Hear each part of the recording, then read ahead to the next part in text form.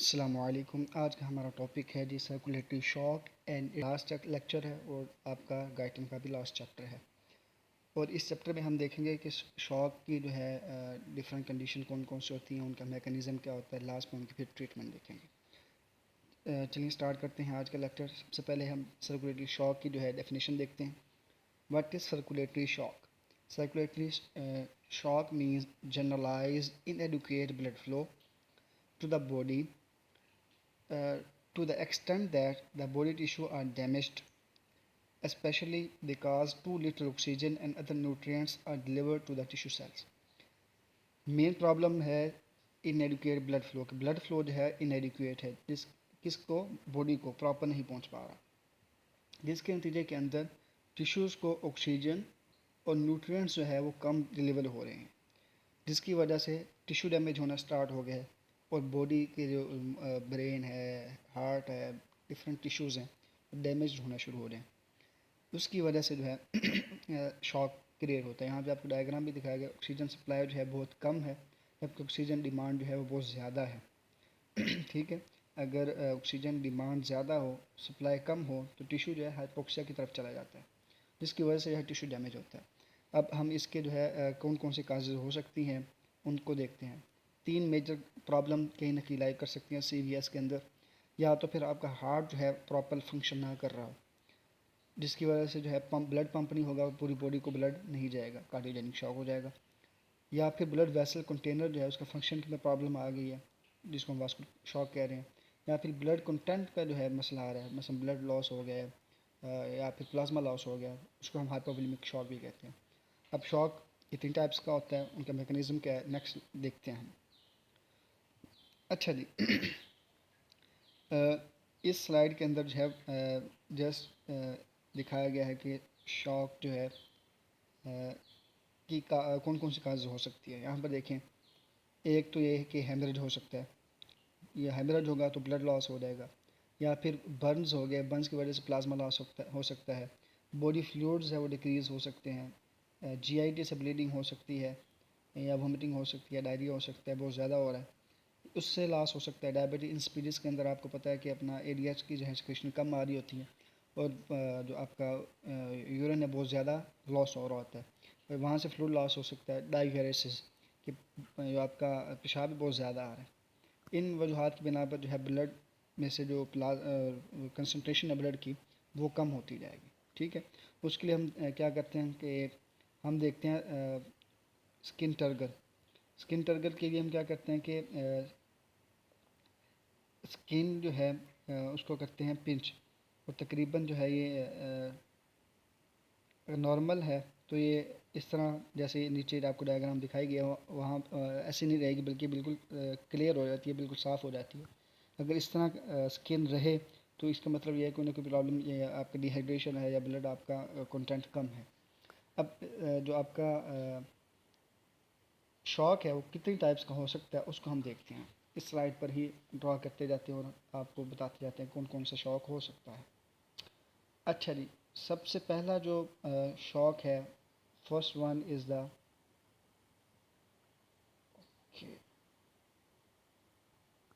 First one हमारे पास है cardiogenic shock. Okay, बल्कि हम एक एक करके अपने तरीके से मैकेनिज्म भी देखते जाते हैं, उसकी टाइप्स भी देखते जाते हैं। अब सबसे पहले आप देखें हमारा ब्लड है, उसका वॉल्यूम कितना है, उसकी कैपेसिटी कितनी है, हमारा कार्डिक आउटपुट कितना है। कार्डिक आउटपुट हमारा होता है तकरीबन ये 5 लीटर। ओके, कार्डिक आउटपुट हमारा कितना होता है, 5 लीटर। ब्लड वॉल्यूम हमारा कितना होता है, ब्लड वॉल्यूम वो भी होता है 5 लीटर। ठीक है, उसके बाद हमारे ब्लड जो वेसल्स हैं उसके अंदर कैपेसिटी कितनी होती है, ब्लड को स्टोर करने की कैपेसिटी, ये भी तकरीबन 5 लीटर ही होती है। अब फर्स्ट मैकेनिज्म, फर्स्ट टाइप हम इसकी देखते हैं क्या है। First type is a hypovolemic shock. इसके अंदर क्या होगा कि आपका फॉर एग्ज़ाम्पल ये आपका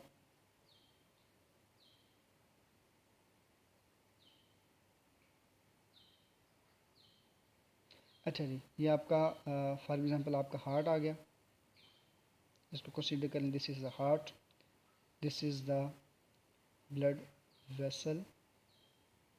ओके, हमारे कैपेसिटी जो है वो है 5 लीटर, ब्लड भी जो है हमारा 5 लीटर है। अगर क्या हो, हेमरेज हो जाए, ब्लड लॉस हो जाए, यहाँ से ब्लड फॉर एग्ज़ाम्पल जो है लॉस हो गया, ठीक है, अब ये 5 लीटर की बजाय फॉर एग्ज़ाम्पल 3 लीटर रह गया, तो 3 लीटर रह गया है तो ऑटोमेटिकली ब्लड के पास ब्लड कम जाएगा, ब्लड कम जो है पंप करेगी, जितना ब्लड के आपका हार्ट है जितना उसके पास ब्लड आएगा उतना ही जो वो कार्डिक आउटपुट की शक्ल में बाहर निकाल देगा, फ्रैंक स्टार्लिंग लॉ के अकॉर्डिंग।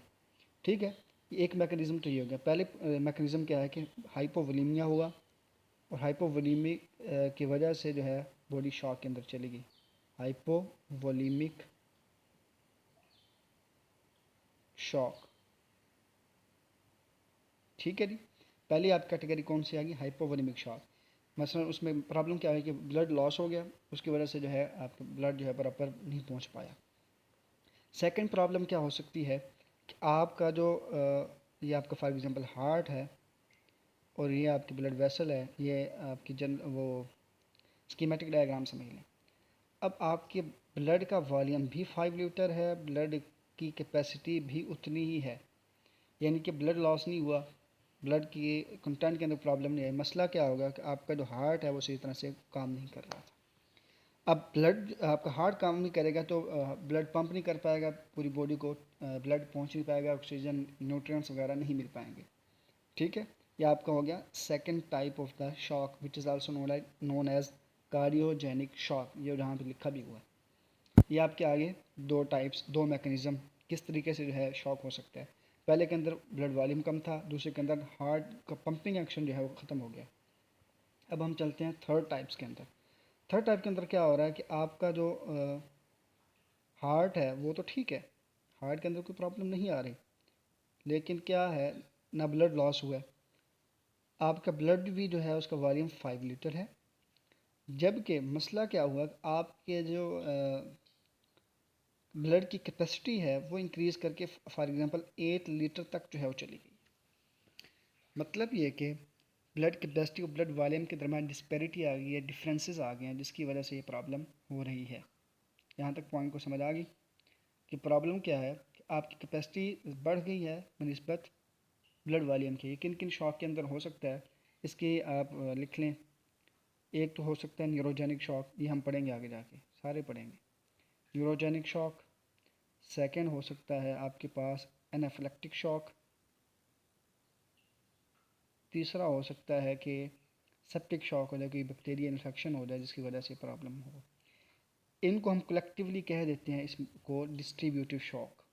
इन सबको हम क्या कह देते हैं, कलेक्टिवली डिस्ट्रीब्यूटिव शॉक। यहाँ पे लिख देते हैं डिस्ट्रीब्यूटिव शॉक। ठीक है जी, डिस्ट्रीब्यूटिव शॉक। इसके अंदर क्या होगा कि आपकी ब्लड की जो कैपेसिटी है वो बढ़ गई, ब्लड वॉल्यूम जो है वो कम रहा। ठीक है जी, ये आपका थर्ड मैकेनिज्म था। हम चलते हैं फोर्थ मैकेनिज्म के अंदर। उसके अंदर क्या है, आपका फॉर एग्जांपल हार्ट है स्कीमेटिक, या आपकी ब्लड वेसल्स हैं, उसके अंदर कैपेसिटी भी 5 लीटर है, ब्लड वॉल्यूम भी 5 लीटर है। प्रॉब्लम फिर कहाँ पर है, प्रॉब्लम यह है कि आपके ब्लड वेसल्स के अंदर ऑब्स्ट्रक्शन हो गई है, इसकी वजह से ब्लड जो है हार्ट तक नहीं पहुँच पा रहा। वॉल्यूम ठीक, कैपेसिटी ठीक, कोई मसला नहीं, ना आपके हार्ट के अंदर कोई मसला। मसला क्या है जी, आपकी ब्लड वेसल जो है ब्लॉक हो गई हैं। इसको हम कहते हैं ऑब्स्ट्रक्टिव शॉक। इसको हम क्या कह देते हैं, ऑब्स्ट्रक्टिव शॉक। ये चार जो है आपके मेजर किस्म के जो है वो शॉक होते हैं।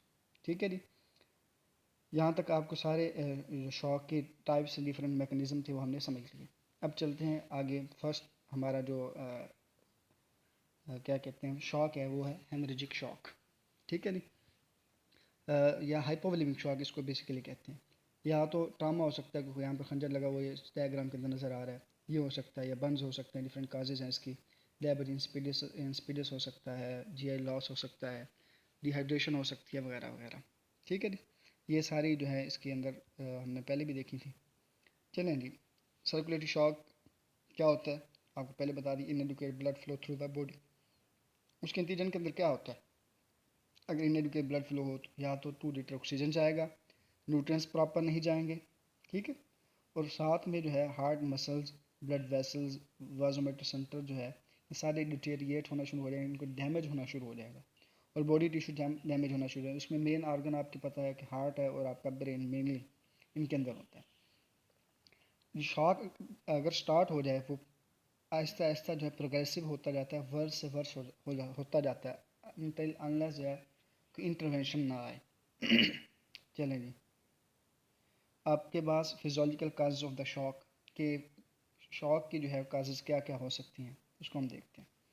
पहला मसला जो है शॉक का inadequate cardiac output, cardiac output जो है प्रॉपर नहीं जा पा रहा। उसके अंदर क्या क्या हो सकता है कि कार्डिक एबनॉर्मेलिटीज़ हो सकती हैं, पंपिंग एबिलिटी सही नहीं हो रही, जैसा कि कार्डियोजेनिक शॉक इसको कहते हैं, कि हार्ट के अंदर डैमेज हो गया, बार इन्फेक्शन हो गया है, हार्ट की टॉक्सिक स्टेट आ गई है, या वाल्व प्रॉपर फंक्शन नहीं कर रहे। हमने कल देखे थे कि वाल्व जो है स्टिनोज हो जाते हैं, रिगर्जिटेट करना शुरू कर जाते हैं, एरिथमियाज हो सकते हैं। इन सारी वजूहत की बिना पर जो है कार्डियोजेनिक शॉक हो सकता है, कार्डिक प्रॉब्लम्स हो सकती हैं। और 70% ऑफ द कार्डियोजेनिक शॉक जो है कि पेशेंट जो है सर्वाइव नहीं कर सकते। और ये स्टैट हमारे पास, इसको एज इट इज़ याद कर लें, मे बी हमसे उसके तौर पर पूछा जा सकता है। उसके बाद जो है दूसरा प्रॉब्लम क्या है, वो फैक्टर जो वीनस रिटर्न को कम कर रहे हैं। जब वीनस रिटर्न कम होगा ऑटोमेटिकली आपका कार्डिक आउटपुट भी कम हो जाएगा। अब इसके अंदर क्या प्रॉब्लम हो सकती है कि जी कार्डिक आउटपुट ही कम आ रहा था, तो वीनस रिटर्न कैसे जो है वो प्रॉपर हो सके, या फिर ब्लड वॉल्यूम ही कम था जिसकी वजह से वीनस रिटर्न कम जा रहा है ब्लड हार्ट के पास।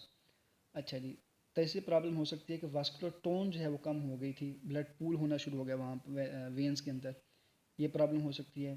फोर्थ प्रॉब्लम आपको पहले बता दी, ऑब्स्ट्रक्शन हो सकती है ब्लड फ्लो के अंदर। ये तीनों हम यहाँ पर देख लें, या तो कार्डिक आउटपुट यहाँ से कम हो गया, या फिर ब्लड वॉल्यूम जो है वो इस डायग्राम के अंदर देखें लॉस हो गया, या फिर वास्कुलर टोन, ये फॉर एग्जांपल आपका ये ब्लड वेसल है उसके अंदर टोन कम हो गई है, यहाँ पर आपको ऑब्स्ट्रक्शन नज़र आ रही है। दूसरा फैक्टर हो गया, पहला कार्डिक अबनॉर्मेलिटी, दूसरा जो है वीनस रिटर्न कम हो जाए।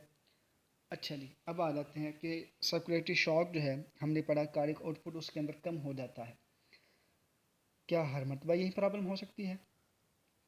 नहीं, सर्कुलेटरी शॉक तब भी हो सकता है अगर कार्डिक आउटपुट नॉर्मल भी हो। ये आपको मिसलीड कर सकता है कि आप कार्डिक आउटपुट देखते रखें, कार्डिक आउटपुट नॉर्मल हो सकता है कि जो पेशेंट है उसको शॉक हो सकता है कार्डिक आउटपुट हाफ नॉर्मल हो लेकिन उसको शॉक ना हो, पॉसिबिलिटी है, ठीक है जी। अब किन किन कंडीशन के अंदर हो सकता है, दो कंडीशन हैं, या तो एक्सेसिव मेटाबॉलिक रेट हो, या फिर टिश्यू परविजन पैटर्न जो है वो एबनॉर्मल हो जाए। एक्सेसिव मेटाबॉलिक रेट कौन कौन से हो सकते हैं, इन्फेक्शन हो सकता है, सेप्सिस मतलब बैक्टीरियल इन्फेक्शन हो सकता है, बर्न्स हो सकते हैं, मल्टीपल ट्रामाज हो रहे हैं, फीवर हो रहे हैं, बोन फ्रैक्चर्स हो रहे हैं, कैंसर है, हाइपरथायराइडिज्म है, या आप आगे पढ़ेंगे भी, स्टेरॉयड थेरापी बहुत ज़्यादा चल रही थी वगैरह वगैरह। ये मेटाबॉलिक रेट्स हैं जिनके अंदर मेटाबॉलिक रेट्स है बहुत ज़्यादा हो जाता है, इसके अंदर जो है कार्डिक आउटपुट जो है नॉर्मल आपको मिलेगा। या फिर टिश्यू परफ्यूजन पैटर्न जो है चेंज हो जाता है, जैसे कैंसर है, इस डायग्राम के अंदर देखें यहाँ पर कैंसर है, यहाँ पर बहुत ज़्यादा हुआ है, जहाँ पर ज़्यादा हुआ है वहाँ ब्लड फ्लो भी वहाँ पर ज़्यादा हो रहा है। इन रीज़न की वजह से जो है कार्डिक आउटपुट नॉर्मल हो सकता है। सेकंड जो है हमारे पास हो सकता है सर्कुलेटरी शॉक, जिसके अंदर जो है आर्टिरियल प्रेशर ड्रॉप कर सकता है। चलें जी, अच्छा, आर्टिरियल प्रेशर जो है बेसिकली क्या है कि आपका जो आर्टरीज़ हैं उनके अंदर ब्लड प्रेशर जो है नॉर्मल, ब्लड जो आपका आर्टरीज़ के अंदर ब्लड प्रेशर होता है उसका आर्टिरियल प्रेशर कहते हैं। ये भी मिसलीडिंग हो सकता है, जैसे कि आपने कार्डिक आउटपुट के अंदर पढ़ लिया पहले, इस तरह में भी प्रॉब्लम हो सकते हैं। मतलब पर्सन जो है शॉक के अंदर हो लेकिन उसका जो है आर्टिरियल प्रेशर जो है वो नॉर्मल हो, मे भी उसका आर्टिरियल प्रेशर ड्रॉप किया हुआ हो सकता है। डिफरेंट कंडीशन हो सकती हैं जो आपकी बुक के अंदर मेंशन की गई हैं। जो ख़ास इंपॉर्टेंट यहाँ पर बाद में जो बात याद करने की है वो ये है कि आर्टिरियल प्रेशर जो है मिसलीड कर सकता है आपको, और इसी तरह कार्डिक आउटपुट भी। ये आपका सोल जो है वो मार्कर नहीं है कि उसके अंदर जो है शॉक है या नहीं है। अब ये डिफरेंट सर्कुलेटरी शॉक जो है दिखाया गया उसके अंदर क्या क्या प्रॉब्लम हो सकती हैं उनको यहाँ पे मेंशन किया गया। फॉर एग्जांपल हाइपोवोलेमिक शॉक के अंदर क्या क्या हो सकता है, हेमरेज हो सकती है, वोमिटिंग हो सकती है, डायरिया हो सकता है। उसके नतीजे के अंदर जो है फ्लूइड लॉस होगा, ब्लड वॉल्यूम कम होगा, तो वीनस रिटर्न कम जाएगा, वीनस कम जाएगा तो कार्डियक आउटपुट कम हो जाएगा, नतीजतन शॉक हो जाएगा। दूसरा है कि ब्लड जो है वो पंप नहीं कर पा रहा, जिसके नतीजे में कार्डियक आउटपुट कम हो जाएगा। सेकंड आ जाता है वेजोजेनिक शॉक, ब्लड वेसल के अंदर प्रॉब्लम आ रही है। वो एनाफ्लेक्टिक शॉक है, सेप्टिक शॉक है, वो आगे हम पढ़ेंगे। Anaphylactic shock means bee sting, for example आपको बहुत ज़्यादा मक्खियाँ लड़ गई हैं, उसकी वजह से जो है स्टमक में जो एलर्जी रिएक्शन हो जाएगा। ये डिफरेंट कैटेगरीज हैं एनाफ्लेक्टिक शॉक की, मतलब एलर्जिक रिएक्शन हो गए हैं, या फिर फॉर एग्जांपल आपके पास पेशेंट आया है कि उसको जो है इतना ज़्यादा मक्खियों ने काट लिया है कि अब वो आपके पास हॉस्पिटल में आप पहुंच गया। सेप्टिक शॉक आपको पता है उसके अंदर क्या होगा कि कोई बैक्टीरियल इन्फेक्शन होगा, बैक्टीरियल इन्फेक्शन जो है वो फिर डिफरेंट मीडिएटर्स जो है रिलीज़ करेगा, वैसे वेजोडाइलेटर्स हैं, उनके नतीजे के अंदर जो है वेजोडाइलेशन हो जाएगी और आपका टीपीआर जो है कम हो जाएगा और नतीजतन जो है वीनस रिटर्न कम आएगा, कार्डियक आउटपुट भी कम हो जाएगा। लास्ट में न्यूरोजेनिक शॉक, इसके अंदर सिंपैथेटिक एक्टिविटी जो है वो कम हो जाएगी, उसकी वजह से जो है वास्कुलर टोन लॉस हो जाएगी, फिर वेजोडाइलेशन, फिर वही टीपीआर, भी सारी डिफरेंट काजेज दोबारा यहाँ पे मेंशन की गई हैं, दिखाई गई हैं। चलें जी। मेन डिटोरिएशन क्या होता है, मेन मसला क्या होता है कि टिश्यू परफ्यूजन मेन प्रॉब्लम होती है सर्कुलेटरी शॉक के अंदर, कि टिश्यू जो है डिटोरिएट कर जाता है, डैमेज हो जाता है इतना कि अपना आपको जो फॉर एग्जांपल हार्ट का टिश्यू है इतना डैमेज कर गया कि प्रॉपरली फंक्शन नहीं परफॉर्म कर पाएगा। ठीक है जी। फॉर एग्जांपल हार्ट है, सर्कुलेटरी सिस्टम है, ब्रेन है, वगैरह वगैरह। ठीक है जी। अगर जो है डिटोरिएशन इतनी चली गई कि कार्डियक आउटपुट को मेंटेन नहीं कर पा रही फॉर एग्जांपल हार्ट के अंदर, तो वो विशियस साइकिल स्टार्ट हो जाएगा, वो फिर बढ़ती जाएगी, वो ज़्यादा से ज़्यादा जो है वो टिश्यू डैमेज होना स्टार्ट हो जाएगा, क्योंकि हार्ट को ज़्यादा फंक्शन परफॉर्म करना पड़ेगा। उतनी अगर उसको कोई सप्लाई जो है प्रॉपर ना मिले, ब्लड सप्लाई, तो ज़्यादा से ज़्यादा जो है डिटोरिएट करना स्टार्ट कर जाएगा। अच्छा जी। इंक्रीजिंग सर्कुलेटरी शॉक जो है, फिर एडिक्वेट टिश्यू परफ्यूजन हो जाएगी, मोर शॉक होगा, फिर दोबारा जो है यानी कि टिश्यू डैमेज होगा, वो ज़्यादा कोशिश करेगा ब्लड करने की, इस तरह आहिस्ता आहिस्ता जो है ये सारा प्रॉब्लम होता जाएगा और डेथ की तरफ जो है पेशेंट जाता जाएगा। अब आ जाते हैं स्टेजेस ऑफ द शॉक की तरफ। According to severity different stages हो सकती हैं। नॉन प्रोग्रेसिव कंपनसेटरी हो सकता है कि शॉक हुआ लेकिन जो आपके कंपनसेटरी मैकेनिज्म है बॉडी के अंदर वो उसको रिकवर कर दें।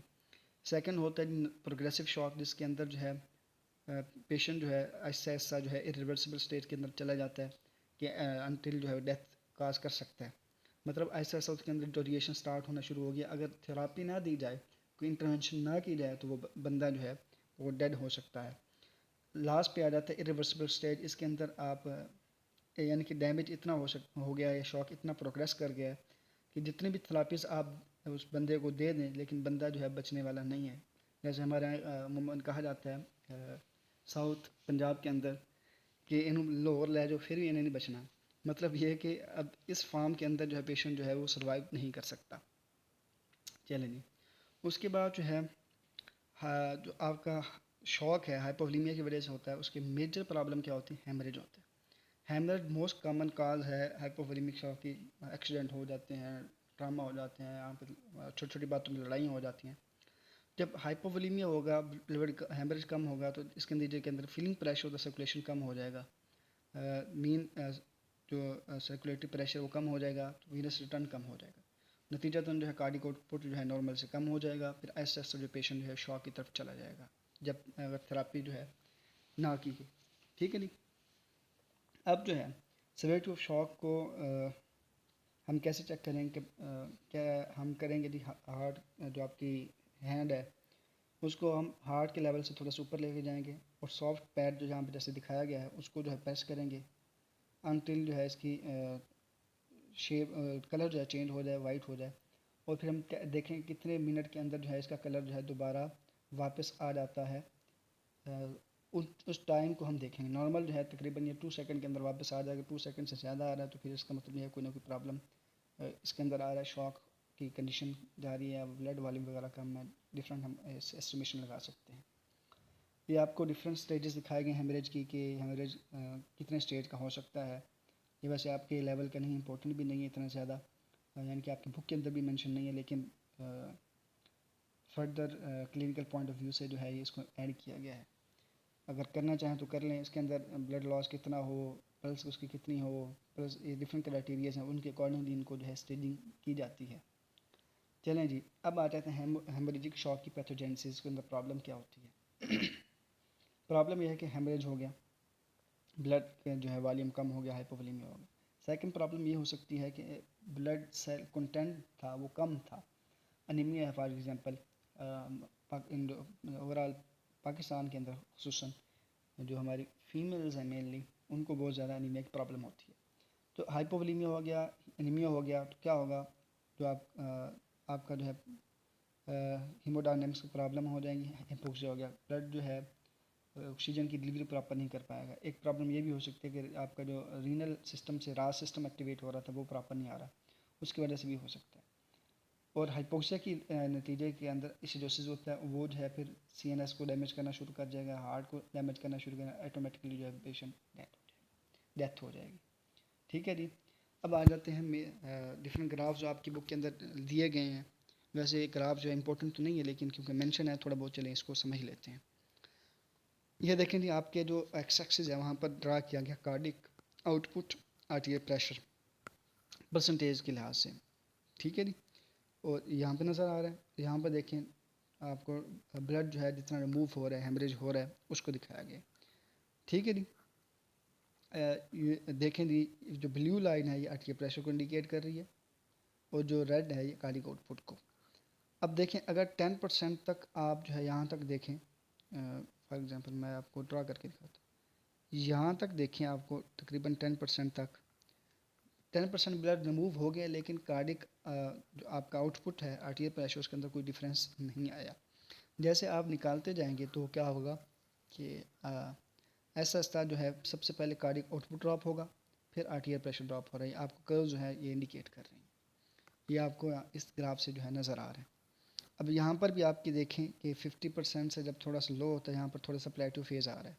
ये क्यों आ रहा है, कैसा है, क्या प्रॉब्लम्स हैं, उसको हम आगे देखते हैं कैसे कैसे ये चीज़ें हो रही हैं। ठीक है जी। अच्छा जी, कहता है 10% ऑफ द ब्लड वॉल्यूम जो है रिमूव कर सकते हैं without no effect on the arterial pressure and cardiac output. तो दोनों को कोई इफेक्ट हो ही ना। यहाँ पे वैसे 15% भी यहाँ पे मेंशन वैसे किया गया है। ग्रेटर ब्लड लॉस जो है कार्डिक आउटपुट को पहले डिक्रीज़ करेगा, फिर आर्टियल प्रेशर को डिक्रीज़ करेगा। अगर 40 to 45% ब्लड जो है रिमूव हो जाए तो बोथ जो है वो फिर आस्ता आस्ता ज़ीरो की तरफ जो है जाना शुरू हो जाएंगे। यहाँ पर आपको नज़र भी आ रहा है। ठीक है जी। चलें जी। अब जो है क्या होता है कि जब आपका हेमरेज हो रहा होता है, कार्डिक आउटपुट डिक्रीज़ हो रहा होता है, आर्टियल प्रेशर लो हो रहा है, तो आपके सिंपैथेटिक सिस्टम जो है आता है कंपनसेशन के लिए, ताकि आर्टियल प्रेशर को मेंटेन किया जाए। मेजर जो है सिंपैथेटिक रिफ्लेक्सेस किस वजह से आते हैं, आर्टियल प्रेशर को मेंटेन करने के लिए आते हैं। इसलिए लिखा हुआ है यहाँ पे भी, decrease arterial pressure after haemorrhage and decrease pulmonary artery and veins pressure.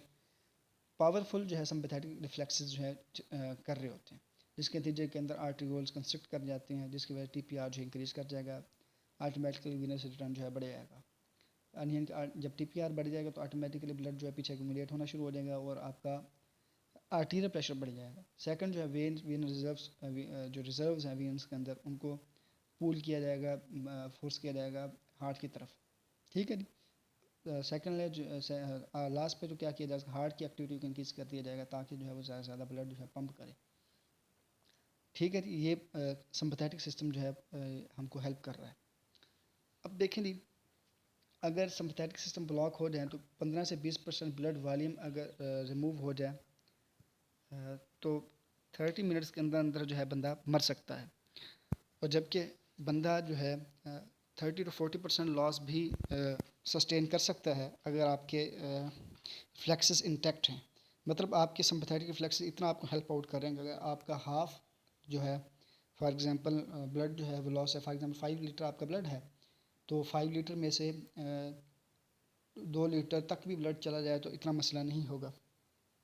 चलें जी। इसलिए जो है रिफ्लेक्सेस जो है amount of the blood loss को जो है एक्सटेंड करते हैं और डेथ जो है पेशेंट को बचा देते हैं।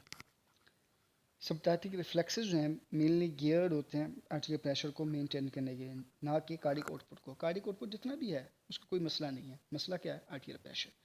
अगर आर्टियल प्रेशर ड्रॉप हो रहा है मतलब यह प्रॉब्लम वहीं पर है। मिसाल के तौर पर आपके जो कैरोटिड साइनस के अंदर जो रिफ्लेक्सेस हैं वो बेरो रिसेप्टर हैं, वो प्रेशर को देख रहे होते हैं, ना कि कार्डिक आउटपुट, ब्लड वॉल्यूम कितना आ रहा है। ब्लड वॉल्यूम फिर जाके रीनल लेवल पर होता है। ठीक है जी। अच्छा जी, ये सारी बातें यहाँ पर मेंशन की गई हैं। ठीक है। और आपका जो है आर्टीरियल प्रेशर इंक्रीज़ करता है कैसे, अगर टीपीआर को हम इंक्रीज़ करते हैं। सही है। अच्छा जी, सिंपैथेटिक जो है जो कंस्ट्रक्शन है वो वीनस रिटर्न को जो है बढ़ाती है, कार्डिक आउटपुट को भी, और आर्टियल प्रेशर के अंदर ज़्यादा रोल प्ले कर रही होती है। अब देखें कार्डिक आउटपुट जो है फॉर एग्जांपल यहाँ 50% तक डिक्रीज़ हो गया, उसके बाद जो है यहाँ पर देखें थोड़ा सा प्लेटो फेज जो है वो आ रहा है, थोड़ा सा उसको रिलीफ मिल रहा है। क्यों हुआ? इसकी वजह थी कि CNS जो है वो एक्टिवेट हो गया, उसके केमिक रिस्पॉन्स जनरेट हुआ, उसने जो है इसको फिल करने की कोशिश की, थोड़ा सा रिस्क करने की कोशिश की। तो CNS ने क्या किया, सिम्पथेटिक सिस्टम को एक्टिवेट किया और उसने जो है अपना फंक्शन परफॉर्म किया, जिसकी वजह से थोड़ा सा आया। लेकिन क्योंकि टिश्यू डेड इतना हो गया था कि इस CNS इस्केमिक रिस्पॉन्स भी प्रॉपर इसको हेल्प आउट नहीं कर सका। इस रिस्पॉन्स को आपने पढ़ा होगा कि इसको लास्ट डिट स्टैंड भी कहते हैं। अच्छा जी, आगे चलें तो कॉर्नरी सेरेब्रल ब्लड फ्लो जो है उसको मेंटेन किया जाता है रिफ्लेक्सेस के थ्रू।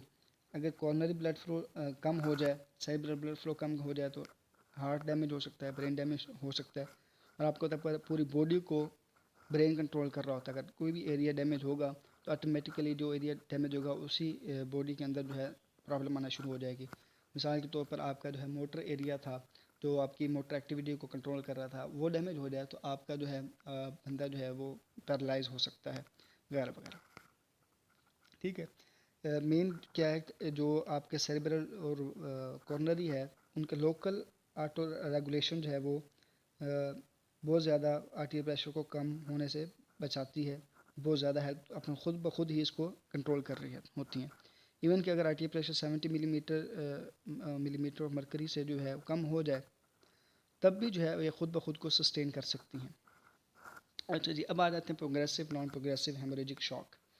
कहते हैं जी हम एक साइंटिस्ट था, उसने क्या किया, 6 ग्रुप्स लिए डॉग्स के, उनको एनास्थाइज किया, उसको जो है कट कर दिया, उनकी ब्लड वेसल्स को ब्लीड करना दिया। अचानक फॉर एग्जांपल आपका फर्स्ट ग्रुप है जिसके अंदर जो है तकरीबन 80 के अराउंड जो है आर्टियल प्रेशर जो है ड्रॉप हुआ। यहाँ पर आपको आर्टियल प्रेशर नज़र आ रहा है, यहाँ पर टाइम तो सस्टेन कर गया। यहाँ पर सेकंड वाले को देखें, ये तकरीबन 75 तक कर गया ब्लीड, आर्टियल प्रेशर ड्रॉप हुआ, फिर भी वो सर्वाइव कर गया। थर्ड ग्रुप देखें, वो तकरीबन 50 के राउंड अबाउट है, तो भी वो सर्वाइव कर गया। जबकि ग्रुप फोर्थ, फिफ्थ और सिक्स्थ, ये तीनों ग्रुप्स हैं, ये बिलो द 45 आर्टियल प्रेशर के नीचे हैं, तीनों ही जो हैं ये अल्टीमेटली डेड हो गए। ये इस डायग्राम से आपको ये चीज़ नज़र आ रही है। चलें जी, यही बात यहाँ पर मेंशन है कि जो एनिमल्स जिनका प्रेशर जो है 45 मीटर ऑफ मरकरी से ऊपर ऊपर ही ड्रॉप हुआ था, तो सब रिकवर करके, जिनका नीचे था वो चले गए। Recovery occur rapidly if the pressure fail slightly, अगर थोड़ा सा गिरा है तो जल्दी होगी, स्लोली हुई अगर जो है ज़्यादा आर्टीरियल प्रेशर जो है वो ड्रॉप हुआ था। ये चीज़ यहाँ पर मैंशनड है, सारी चीज़ें आपको ग्राफ से भी समझ आ रही हैं।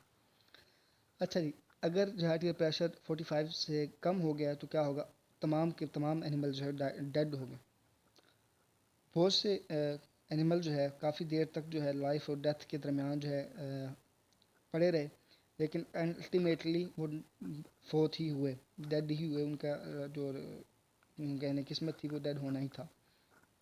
चलें जी, नेक्स्ट चलते हैं नॉन प्रोग्रेसिव कंपनसेटरी शॉक के अंदर क्या होता है कि इतना शॉक नहीं, इतना प्रॉब्लम नहीं हुई कि वो जो है प्रोग्रेशन की तरफ जा सके, तो पर्सन जो है रिकवर हो जाता है। इसको नॉन प्रोग्रेसिव या कंपनसेटरी शॉक भी कहते हैं। उसके अंदर क्या होता है कि आपके जो ऑटो रेगुलेशन वाले आपने ब्लड प्रेशर के अंदर पिछले चैप्टर्स के अंदर पढ़े थे, वो सारे के सारे सिस्टम जो है वो सिस्टम एक्टिवेट होना शुरू हो जाएंगे। सिम्पथेटिक रिफ्लेक्सेस हो गए, दूसरे फैक्टर्स अब देखते हैं कौन कौन से हैं। ठीक है जी, चलें जी, एक सबसे पहले आपका आ जाएगा बैरोरिसेप्टर रिफ्लेक्स, जो क्या करेगा, सिम्पथेटिक स्टिमुलेशन को एक्टिवेट करवाएगा। सिम्पथेटिक स्टिमुलेशन फिर आगे जो है आपके ब्लड वेसल्स को उसके टोन को बढ़ा देगा, कंस्ट्रक्शन करवा देगा, वेजो कंस्ट्रक्शन, हार्ट की कार्डियक एक्टिविटी को बढ़ा देगा, वगैरह वगैरह। उसके बाद जो है CNS इस्केमिक रिस्पॉन्स, ये उससे ज़्यादा भी जो है सिम्पैथेटिक स्टिमुलेशन पावरफुल करवाएगा। ये तब आता है जब आपका आर्टियल प्रेशर 50 मिलीमीटर मरकरी से कम हो जाए, तब जो है ये ट्रिगर होता है CNS इस्केमिक रिस्पॉन्स। इसलिए आपने पढ़ा होगा ये लास्ट डिच स्टैंड जो है सबसे आखिर पर एक्टिवेट होता है। थर्ड आपका बेस्ट मैकेनिज्म हो सकता है reverse stress relaxation of the circulatory system. इसके अंदर ब्लड वेसल्स को जो है कॉन्टैक्ट करवा देता है, नतीजतन जो है ब्लड जो है वो हार्ट की तरफ जाना ज़्यादा स्टार्ट कर देता है। और लास्ट पे आपका फोर्थ है, आगे भी हैं, रेनिन का ज़्यादा सिक्रेशन है आपकी किडनी से, उसने फिर एंजियोटेंसिन ट्यूब बनाया, पेरिफेरल आर्टरियोल्स को कंसिस्ट करवाया, ठीक है जी, और नतीजतन जो है रीनल एक्सक्रीशन को कम करवा दिया और आपका जो ब्लड वॉल्यूम है वो हो गया, यानी प्रॉपर पूरा हो गया। रास और रिवर्स स्ट्रेस रिलैक्सेशन मैकेनिज़्म को रिक्वायर होते हैं 10 से 60 मिनट, ये मुकम्मल जो है जब एक्टिवेट होते हैं, ठीक है। उसके बाद आ जाता है आपका फिफ्थ कि आपका वैसोप्रेसिन पिट्यूटरी से रिलीज़ होना शुरू हो गया, ADH आ गया जिसने वैसो कंस्ट्रिक्शन काज करवाई और वाटर की रिटेंशन को करवाया। एंड वैसोप्रेसिन जो है इसके दो रिसेप्टर होते हैं, एक ब्लड वेसल्स पर होता है, एक जो है आपका किडनी के अंदर होता है। किडनी वाला क्या करवाएगा कि वाटर रिटेंशन करवाएगा, ब्लड लॉस को कम करवाएगा। जो ब्लड वेसल के अंदर रिसेप्टर लगा हुआ है वो क्या करवाएगा, वैसो कंस्ट्रिक्शन, ठीक है जी। उसके बाद जो है एड्रीनल मेडुला एपिनेफ्रिन और एपिनेफ्रिन, ये जो स्ट्रेस आपके हार्मोन है इनको रिलीज़ करवाएगा, वो फिर आगे वैसो कंस्ट्रिक्शन और हार्ट रेट को इंक्रीज़ करवाएंगे। सेवन्थ डिफरेंट मैकेनिज़्म है, मतलब आपका GIT से फ्लूइड जो है उसको एब्जॉर्ब करवाएगा, ब्लड कैपिलरीज के अंदर जो है ब्लड है उनको स्पेसिस से उसके अंदर ब्लड आएगा। रीनल जो आपका किडनी है वो वाटर को कंजर्व करना शुरू कर देगा, वगैरह वगैरह, ये सारे सिस्टम जो है हो जाएंगे, ठीक है जी। सिंपैथेटिक रिफ्लेक्सेस और कैटेकोलामाइंस यानी कि adrenaline, nor adrenaline, epinephrine, nor epinephrine जो है ये रैपिड हेल्प प्रोवाइड करते हैं, यानी कि ये फर्स्ट लाइन डिफेंस है हमारा, कि इनको 30 सेकंड रिक्वायर्ड होते हैं हेमरेज के बाद, ये एक्टिवेट हो जाते हैं और ये सारा प्रोसेस जो है स्टार्ट कर देते हैं। अगर हेमरेज के बाद ये एक्टिवेट हो रहे हैं तो ये डबल इफेक्ट प्रोड्यूस करेंगे, एक तो ये कि वैसोकंस्ट्रिक्शन की वजह से ब्लड जो है वो फ्लो कम हो जाएगा और सेकंड जो है वो आपका वीनस रिटर्न भी बढ़ जाएगा। अब देखें कौन कौन से रिफ्लेक्सेस थे। एक हमारे पास पेरोरिसेप्टर रिफ्लेक्स था, इसको समरी के तौर पर यहाँ पर मेंशन किया गया है सारों की इकट्ठा। सेकंड था CNS ischemic response, reverse stress relaxation, fourth RAS system, fifth posterior pituitary से ADH, सिक्स जो है कैटेकोलामाइज एपिनेफ्रिन और एपिनेफ्रिन, सेवन जो है फ्लूइड की एब्जॉर्प्शन या conservation from different types of the body. चले जी आगे चलते हैं। तो प्रोग्रेसिव शॉक जो है इसके अंदर विशेष साइकिल स्टार्ट हो जाता है सीरियस डिटोरिएशन की वजह से, कि पॉजिटिव फीडबैक जो है मज़ीद टिश्यू डैमेज करते जाएंगे, मज़ीद हाइपोक्सिया क्रिएट करते जाएंगे, ऐसा ऐसा जो है टिश्यू डेड होता जाएगा, ठीक है जी। और ये शॉक जो है प्रोग्रेस होता जाएगा। इंपॉर्टेंट फीडबैक्स कौन कौन से हैं ये यहाँ पर आपको सारे जो है समरी के तौर पर दिखाए गए हैं।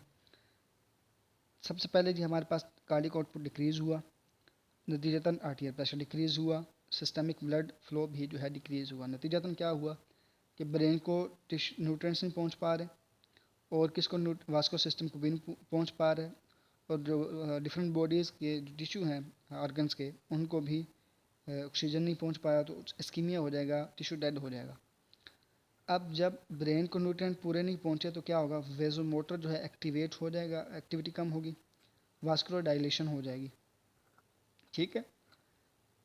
अच्छा जी, जब वास्कुलर सिस्टम को डिक्रीज पहुंचा, न्यूट्रिएंट्स ब्लड सप्लाई कम पहुंची, तो वो क्या करेगा, वास्कुलर डायलिटेशन काज करवाएगा ताकि ब्लड वहाँ पर ज़्यादा देर तक रहे, उनको ब्लड ज़्यादा मिले।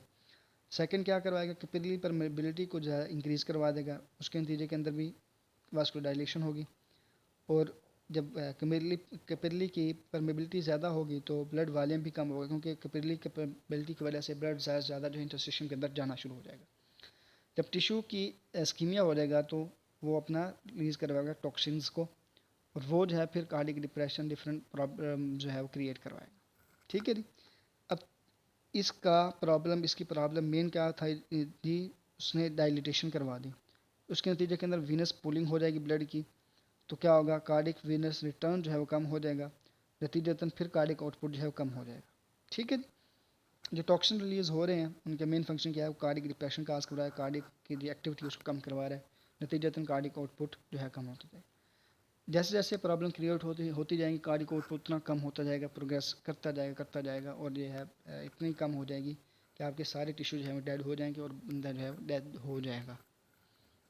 अच्छा जी, अब आ जाता है कार्डिक डिप्रेशन की तरफ चलते हैं कि आपका जब कार्डिक आर्टियल प्रेशर जो है फॉल्स इतना लो कर जाता है कि कोरोनरी ब्लड फ्लो बहुत कम हो जाता है, इतना कि मायोकार्डियम के जो टिश्यू हैं वो डेड होना शुरू हो जाते हैं, जिसके नतीजे के अंदर हार्ट मसल वीक हो जाएंगे और कार्डिक आउटपुट जो है वो ज़्यादा कम हो जाएगा और इस तरह विशुअस साइकिल जो है वो डेवलप होगा, शॉक जो है ज़्यादा से ज़्यादा स्फीयर होता चला जाएगा।